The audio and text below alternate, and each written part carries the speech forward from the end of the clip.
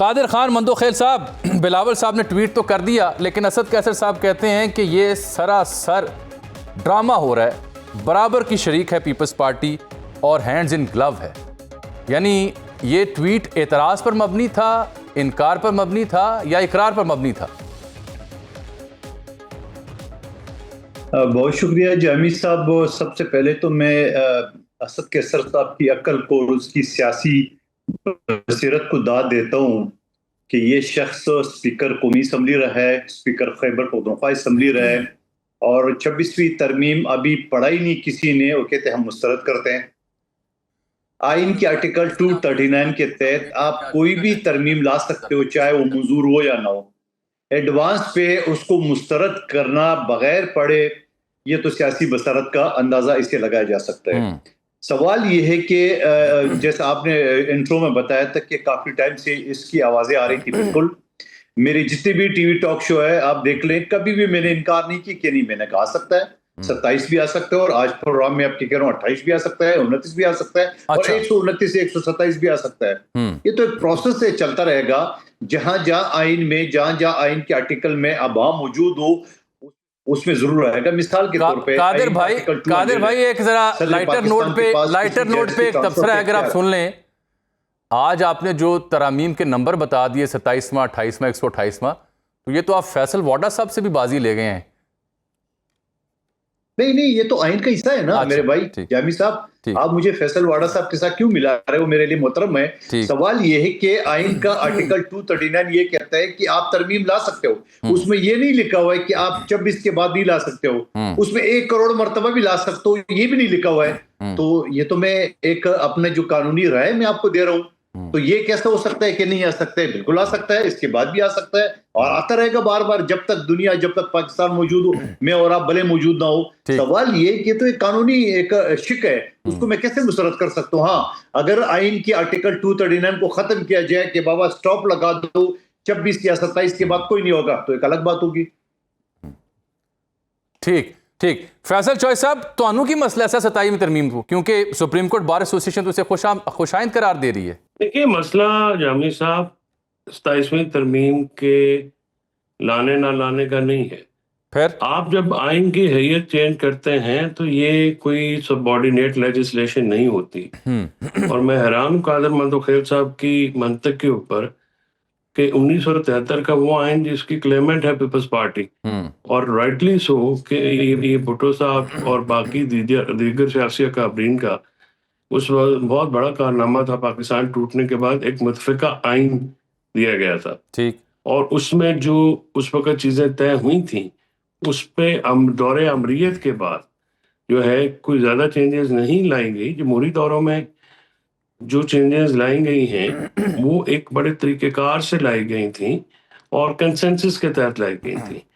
आपने नाम मंशूर में आइन की, अपने जो दोनों पार्टियां इस वक्त हुक्मरान हैं, उन्होंने अपने मंशूर में आइन की तब्दीली से मुतल्लिक कोई बात नहीं की और ना ही इस बुनियाद के ऊपर अवाम से वोट लिया है। तो सियासी नुक्ता नजर से अगर आपने आइन को बदलना है और आपका ड्राफ्ट जो है वो मंशूर का हिस्सा नहीं है, तो ये तो मजाक है ना इस वक्त जमहूरियत के साथ, सियासत के साथ। एक सियासी शरारत है, एक आइनी शरारत है जिसको आप कर रहे हैं। यानी कुछ किसी फर्द वाहिद या कुछ अफराद के लिए आप जो है पाकिस्तान के आइन की जो है वो धज्जियां बिखेर रहे हैं। किन अफराद की जानिब आप इशारा कर रहे हैं फैसल चॉइस साहब? ये किन अफराद की जानिब आप इशारा कर रहे हैं? मैं सिर्फ उन अफराद की तरफ इशारा कर रहा हूँ, कुछ जजेस हैं, उनको, कुछ बहुत पावरफुल जो हैं उन इदारे हैं, उनको आपने आइन को तब्दील करना, ये मजाक नहीं होता। इससे तो मुल्क बनते हैं और मुल्क टूटते हैं। ठीक। और स्पेशली इस वक्त के हालात हैं, सही है, क्या आपके सियासी मामलात इस बात की, हालात जो है इस बात की इजाजत देते हैं कि आप इतनी तनाव की सूरत में जो है ये सारे काम करें? और अभी भी आपने इसको शेयर नहीं किया। असद कैसर साहब पे तनकीद की है कादिर मंदोखेल साहब ने। कादिर मंदोखेल साहब ने पढ़ा है? स्वाय बिलावल साहब की ट्वीट की और ड्राफ्ट इनके पास भी नहीं है। ठीक। ये 6 नवंबर को इनका परसों इजलास होना है, मैं देखूंगा कि इनको कौन सा ड्राफ्ट मिलता है, या किस ड्राफ्ट पे ये बहस करेंगे। बिल्कुल ठीक। ये बात आपकी इसलिए ठीक है कि 26वीं आईनी तरमीम भी जब आ रही थी तो चौधरी साहब यही एतराज होता था कि ड्राफ्ट कौन से वाला असली है, जो मौलाना के पास जा रहा था या जो मौलाना कह रहे थे कि हमने उसमें से कई काले नाग निकाले हैं, या वो जो पेश किया गया तब भी कुछ ऐसी ही सूरत हाल थी। नासिर भट्ट साहब की जानिब आ जाते हैं, आप दोनों के एतराज़ात लेकर बात पूरी कर लें आप। वो 26वीं तरमीम लाए गए थे जी, क्या वो तरीक़ेकार जो है सियासी तौर पे, आईनी तौर पे, कानूनी तौर पे किसी तरह से भी जायज था? वो एक नाजायज तरमीम है जिसने पाकिस्तान में अदलिया नामे इदारे को उड़ा के रख दिया है। ठीक। और पाकिस्तान में अदलिया जो है, और वो मजे की बात यह है जामी साहब, 26वीं तरमीम सिर्फ सुप्रीम कोर्ट और सिंध हाई कोर्ट में लागू है। 90% पाकिस्तान में 26वीं तरमीम और प्रैक्टिस एंड प्रोसीजर एक्ट जो है इंक्लूडिंग इस्लामाबाद हाई कोर्ट लागू नहीं है। ठीक है, ठीक है। तो ये अजीब आईन साजी है, कानून साजी है जो कि पाकिस्तान के 90%। चलिए मैं आपसे रजू कर लूँ ना, क्योंकि हुकूमत की अब वो नुमाइंदगी कर रहे हैं, और अब कुछ देर पहले आप इसहाक डार साहब को सुन रहे थे, वो उन्होंने एक तस्दीक कर ली कि हुकूमत 27वीं तरमीम ला रही है। फिर उन्होंने अली जफ़र साहब को कहा कि हम आपको यकीन दिलाते हैं कि आप बहस कर सकेंगे, और ये भी कहा कि हमें जल्दबाजी में हम इसे नहीं लाएंगे। बज़ाहिर सुनने में तो खुशाइन स्टेटमेंट्स हैं, लेकिन भट्ट साहब हुआ ये है कि चौधरी साहब ये फरमा गए हैं कि आप जमहूरियत के साथ मजाक कर रहे हैं और आप एक सियासी शरारत कर रहे हैं। क्यों कर रहे हैं आप ऐसी शरारत सर? बिस्मिल्लाहिर्रहमानिर्रहीम। फैसल चौधरी साहब, ये ज़रा इनको ये याद होना चाहिए, ये मेरे भाई हैं, कि जब 26वीं तरमीम आई तो रिकॉर्ड देख लें। मौलाना साहब ने कहा कि इसको जल्दी में नहीं लाएं, 1 महीने का टाइम हुआ। पीटीआई ने अपना एक नुमाइंदों का अनाउंस भी किया, कमेटी भी बनाई 4 बंदों की, और फिर वो चले गए, भाग गए। ये जो इनका तरीकाकार है, चले जाते हैं। तो उस वक्त तो ये कहते थे कि हमने कुछ तरमीम इसमें खुद जो हमारी है वो बताई गई हैं, और उसके बाद ये हुआ, ये गायब हो गए। तो बात ये है कि अब भी अगर 26वीं तरमीम के बाद 27वीं तरमीम आती है, 28वीं तरमीम आती है, तो वो मसौदा आएगा असेंबली में, उस पर डिबेट होगी। इनसे ये कह दें कि प्लीज वहां बैठ के डिबेट कर लें, बात कर लें, आपकी बात सुनी जाएगी। ये राइट है, बड़ी अच्छी बात आप कर रहे हैं, लेकिन भट्ट साहब ये आपने फरमाया कि मुसवदा पार्लिमान में आएगा। भट्ट साहब कहां से आएगा मुसवदा?